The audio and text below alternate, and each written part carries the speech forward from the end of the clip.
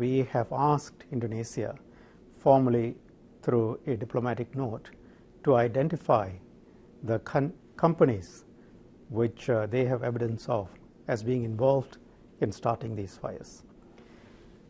Satellite photographs can tell you where they are, where the hotspots are, where the fires are starting, but we would not know who owns the land or who has the title.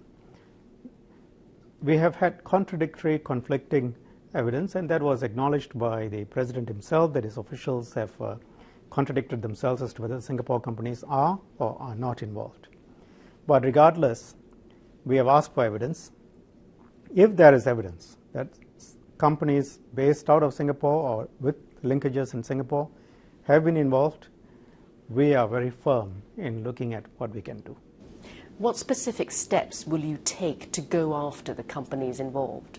We have worked out with the Attorney General a set of steps that we can take, and if and when we get the evidence, then we will look at it.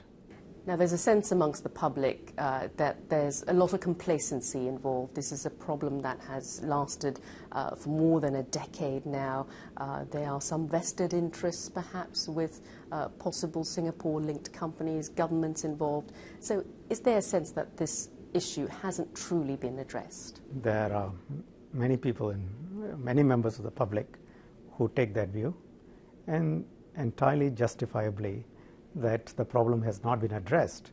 As to why it has not been addressed, why systemically that is not in place, I have explained the limits of international law and international jurisdiction and the context of international relations.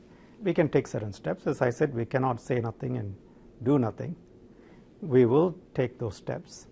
Ultimately, our people also understand that every country is sovereign, and there are limits to what can be done and said.